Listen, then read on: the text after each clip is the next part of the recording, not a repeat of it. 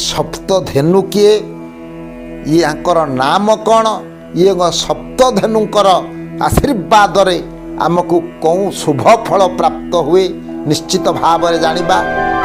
आसंतु आम पुराण रहस्य माध्यम सप्तधेनु मध्य प्रथम आज्ञा कामधेनु जो कामधेनु आज्ञा पुराण मध्य केते कथा आज्ञा घटीगला जिते बेले ऋषि विश्वामित्र विपदग्रस्त हो आज्ञा वशिष्ठ आश्रम जाई आश्रय प्रार्थी होइथिले। देखिले आज्ञा निज राज्य रे शह शह सैन्य सामंत अछंती केते कर्मचारी नियोजित होइछंती किंतु ये वशिष्ठ आश्रम रे जाई जेतेबेले शरण पशिचंती सैन्य सामंत गहन रे मृगया करिवा पई जेतेबेले जाइथिले विपदग्रस्त होई जाइतेबेले वशिष्ठ आश्रम रे पहुँचले। देखिले आज्ञा राजकीय सम्मान यथा सम्मान प्रदान कले।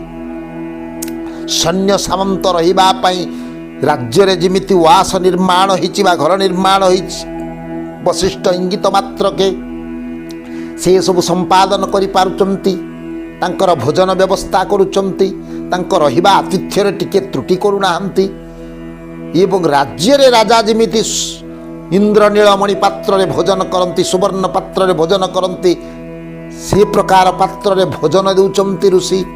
आश्चर्य हो जाइथिले से दिन राजा विश्वामित्र इति सैन्य सामंत इति धन ऐश्वर्य प्राचुर्य मध्य रही मध्य ये कथा मु समापन करि पारुना किंतु ये ऋषि सामान्य जड़े भिक्षुक ऋषि ये प्रकार केमिति साधन करि पारुछंती।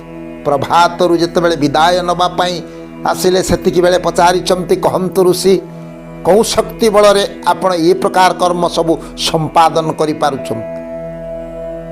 से दिन आज्ञा परिप्रकाश कले ऋषि कले ये हूँ मोर साधनार फल मोर किछि करिवार शक्ति नाही।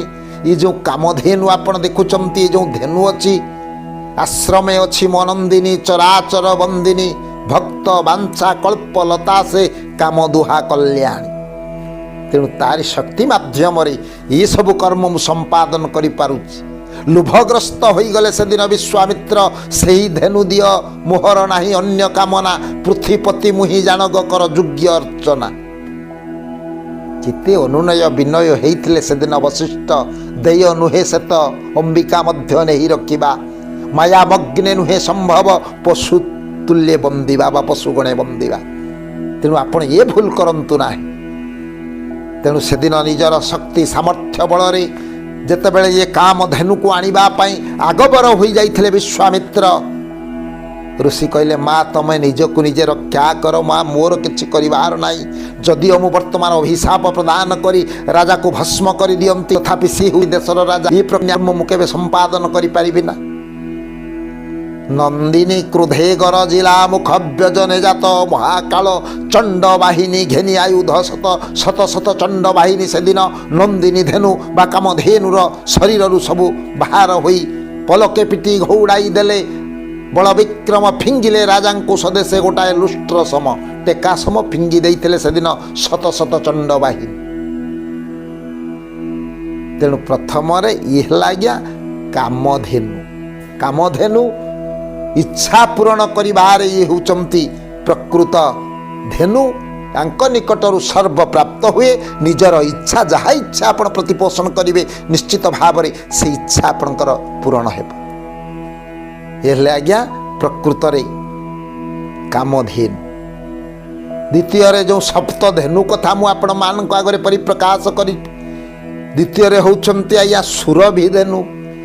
तेबे ये सुरभिंक द्वारा कौ द्रव्य प्राप्ति हुआ बा केमिति आशीर्वाद आपण प्राप्त हेबे ना बे देव दुर्लभ संपद प्राप्त हेबे सुरभिंकर आशीर्वाद हेले सुरभिंकर दया हेले आपण माने जानिचंती एई धेनुंकर सेवा करी गोसेवा करी राजा दिलीप मध्य सुफल प्राप्त होइचंती।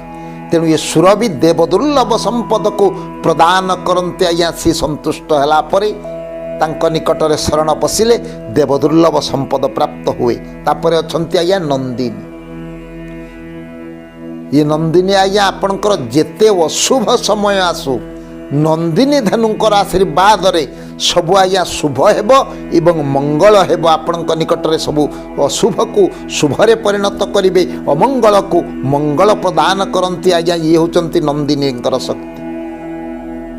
ତାପରେ ଅଛନ୍ତି ଆଜ୍ଞା କପିଳା ଧେନୁ। ଇଏ କପିଳା ଧେନୁ ଯଜ୍ଞ ଫଳ ଆଜ୍ଞା ସତ ଯଜ୍ଞ ଅଶ୍ୱମେଧ ଯଜ୍ଞ ଯେତେ ଯଜ୍ଞ ଆପଣ କର୍ମ ସମ୍ପାଦନ କରୁଛନ୍ତି ସେ ଯଜ୍ଞ ଫଳ ଯେତିକି ପ୍ରାପ୍ତ ହେବେ ଆଜ୍ଞା, ତାର ପୁଣ୍ୟ ଫଳର ଯେତିକି ପ୍ରାପ୍ତି ହେବେ ଏ କପିଳା ଧେନୁର ଆଶୀର୍ବାଦ ହେଲେ, ଏହାର ବର୍ଣ୍ଣ ହେଉଛି ତାମ୍ର ବର୍ଣ୍ଣ, ଏହାର ଆଶୀର୍ବାଦ ହେଲା ପରେ ନିଶ୍ଚିତ ଭାବରେ ଆପଣ ଯଜ୍ଞ ଫଳ ପ୍ରାପ୍ତ ହେବେ।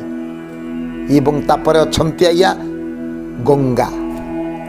ଗଙ୍ଗା ବୋଲି ଯେଉଁ ଧେନୁ ଜଣକ ଅଛନ୍ତି, ଆଙ୍କୁ ଆଜ୍ଞା ସେବା କଲେ ଅପବିତ୍ରତା ଆପଣଙ୍କର ନିକଟରେ ରହିବ ନା, ସଦାବେଳେ ଆପଣ ପବିତ୍ରତା ଅନୁଭବ କରିବେ, ପବିତ୍ରତା ପ୍ରାପ୍ତ ହେବେ, ତିଳେ ମାତ୍ର ଏଥିରେ ସନ୍ଦେହ ନାହିଁ। ଇଏ ହେଲେ ଆଜ୍ଞା ଗଙ୍ଗା। ତାପରେ ହେଉଛନ୍ତି ଆଜ୍ଞା ପିଙ୍ଗଳା। ପିଙ୍ଗାଳ ଆଜ୍ଞା ନିସନ୍ତାନ ଅବସ୍ଥାରେ ଯେଉଁମାନେ ଅଛନ୍ତି, ପ୍ରକୃତରେ ସନ୍ତାନ ପ୍ରାପ୍ତି ହେବା ଉଦ୍ଦେଶ୍ୟରେ ଯେଉଁ ଯିଏ ପିଙ୍ଗଳା ଧେନୁଙ୍କ ନିକଟରେ ଶରଣ ପଶିବେ ଆଶୀର୍ବାଦ ପ୍ରାପ୍ତ ହେବେ, ନିଶ୍ଚିତ ଭାବରେ ସୁସନ୍ତାନ ପ୍ରାପ୍ତ ହେବେ, ଏଥିରେ ତିଳେ ମାତ୍ର ସନ୍ଦେହ ନାହିଁ। ତାପରେ ହେଲେ ଆଜ୍ଞା ଭଦ୍ରା।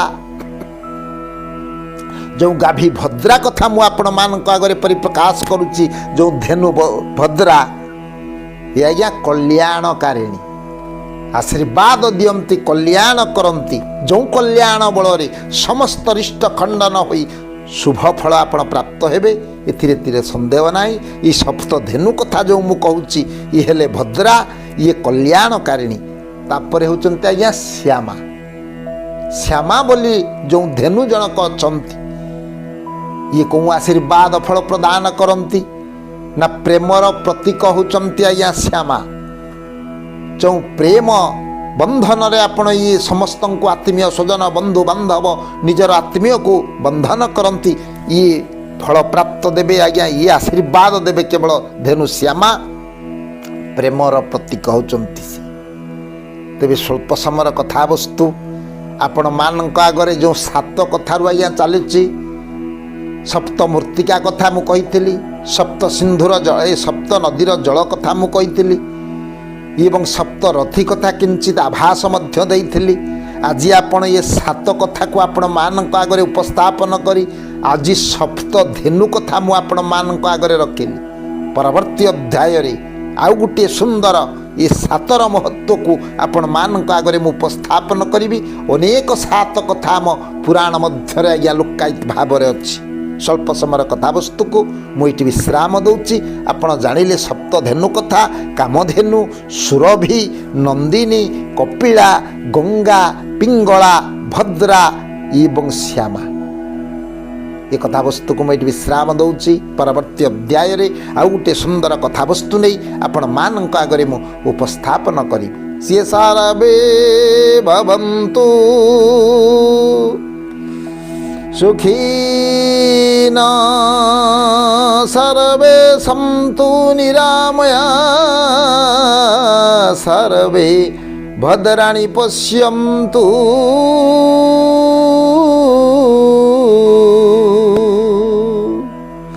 ମା କଶ୍ଚିଦ୍ ଦୁଃଖ ଭାଗ ଭବେତ୍।